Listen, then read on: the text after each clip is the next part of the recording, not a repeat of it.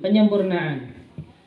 Yatayammamu 'anil hadatsaini lifaqdi ma'in aw khayfi makhdurin min isti'malihi biturabin tahurin lahu hubar. Kita boleh bertayamum dari dua hadas. Maksudnya dari dua hadas itu baik hadas kecil ataupun hadas besar. Lifaqdi ma'in, karena tidak menemukan air. Au khawfi makhdurin, atau takut ketika kita menggunakan air. Khawfi makhdurin min isti'malihi. Jadi ada orang misalkan dia itu memang sedang tidak diperbolehkan menggunakan air, maka dia solusinya ketika sholat itu ya diganti dengan tayamum. Atau dia ingin berwudu tetapi tidak menemukan air, maka solusinya itu juga harus harus bertayamum menggunakan debu. Ini maksud daripada yatayammamu 'anil hadatsai li faqdi ma'in aw khawfi mahdurin min istimali biturabin tahurin lahu hubar. Tayamum tersebut diperbolehkan dengan menggunakan debu yang bersih yang memiliki hubar. Hubar itu kayak sejenis debu yang ketika kita lempar ke atas maka dia akan berterbangan. Itu hubar. Dan ini adalah jenis debu yang bisa digunakan untuk bertayamum menurut kita Syafi'i. Tapi kalau menurut Imam Malik itu ya yang penting itu yang ada di permukaan bumi, maka itu bisa dipergunakan untuk tayamum. Tetapi kalau analogi fikihnya Imam Syafi'i itu ya tetap debu yang bisa berterbangan. Jadi ketika kita itu menggupiarkan tanah lalu kemudian ada debu yang berterbangan, nah itu namanya hubar. Dan ketika debu tersebut debu tersebut bisa terkumpulkan, maka itu bisa digunakan untuk tayamum. Ini debu-debu yang ada di kaca mobil itu atau yang ada di kaca rumah itu namanya hubar. Ya, ini adalah debu yang bisa digunakan untuk tayamum. Warkanuhu, adapun rukun-rukun tayamum, niyatu istibahatis sholatil mabrutati makrunatan binaqlit turabi. Yang pertama adalah niat meminta diperbolehkannya sholat. Jadi nanti nawaitu tayammuma listibahatis sholat, bukan nawaitu tayammuma lirab'il hadath. Itu tidak. Berbeda kalau wudu. Nawaitul wudu'a lirab'il hadath. Karena wudu ini bisa menghilangkan hadas dhahirun wa batinan. Air itu kan bisa menghilangkan kotoran secara kasat mata ataupun secara hakikat. Berbeda dengan debu. Debu itu tidak bisa menghilangkan najis, tetapi dia bisa memperbolehkan sesuatu yang diperbolehkan dengan wudu. Karena secara kasat mata juga tidak mungkin kan debu itu bisa membersihkan kotoran. Makanya ketika bertayamum itu niatnya nawaitu tayammuma listibahatis sholat. Tetapi kalau berwudu nawaitul wudu'a liraf'il hadas. Karena tayamum itu sebenarnya tidak mengangkat hadas, tetapi dia itu bisa memperbolehkan orang yang berhadas untuk melakukan aktivitas ibadah. Wa mashu wajhihi tsumma yadayhi. Kemudian mengusap mukanya, lalu juga mengusap kedua tangannya. Ini sama ya seperti prosesi wudhu itu ya.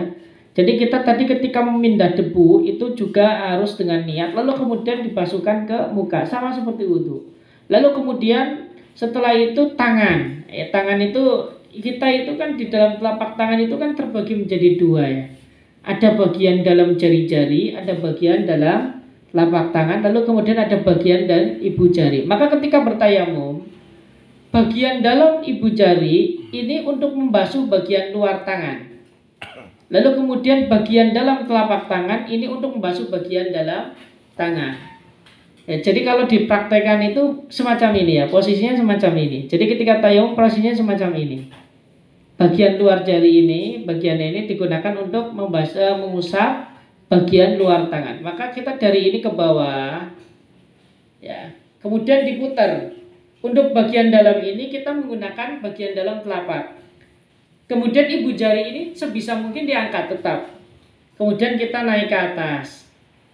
Nah baru kemudian bagian dalam jari ini untuk bagian luar jari ibu jari. Kemudian kita putar dari kiri lagi. Ini tujuannya apa? Supaya mutawaliyahnya ada. Jadi ini tidak boleh terputus. Lalu kemudian ini sama seperti yang semula, semacam ini. Sudah, maka itu sudah cukup.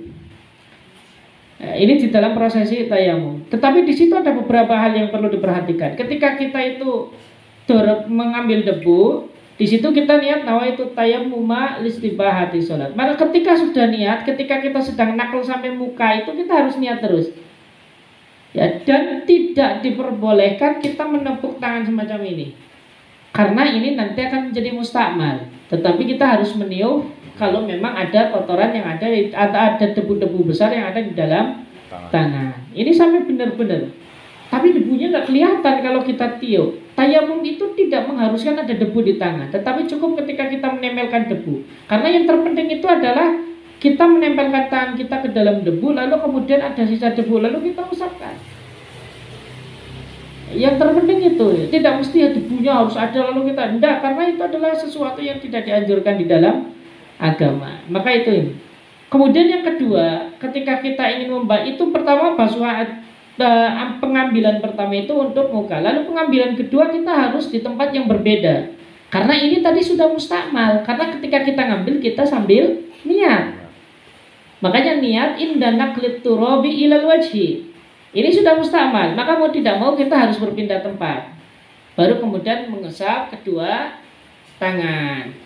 Nah, ini semacam ini.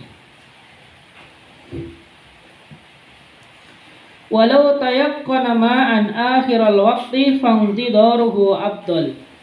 Kalau kita yakin di akhir waktu itu akan ada air, maka menunggu sampai kita itu menemukan air itu jauh lebih utama daripada bertayamum.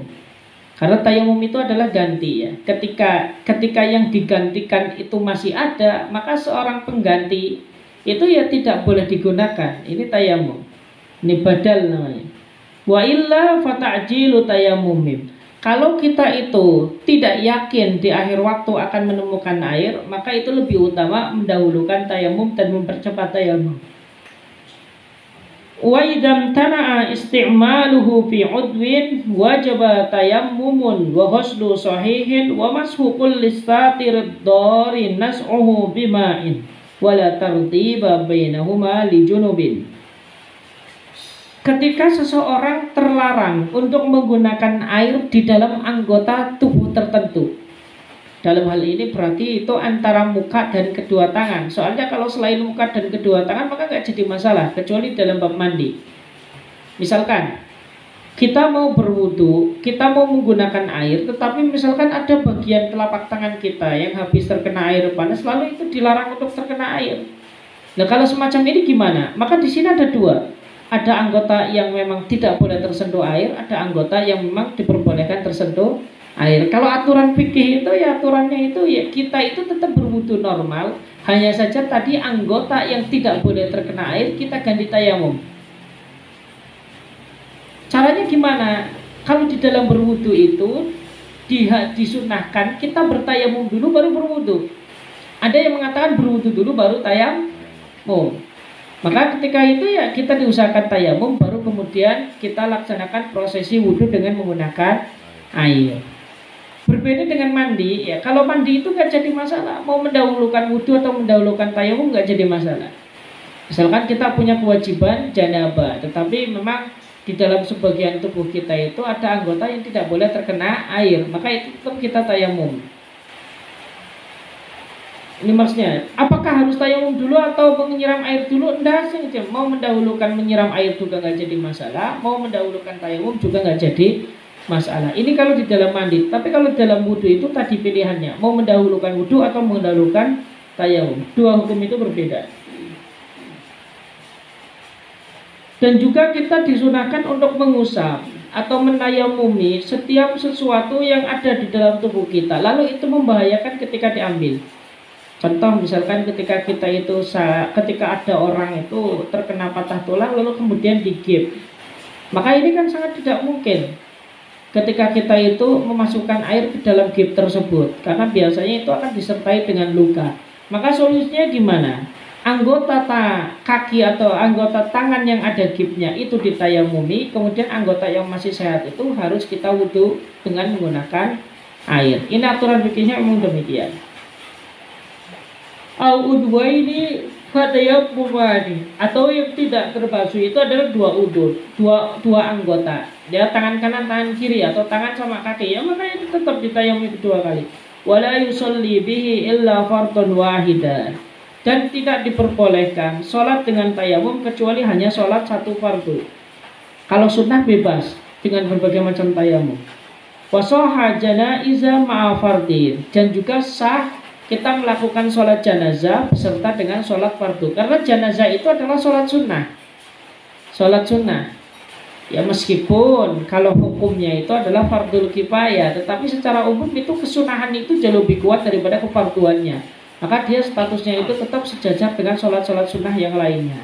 Maka boleh kita melakukan sholat jenazah dengan sholat fardu hanya dengan satu kali tayamum. Wallahu a'lam bishawab.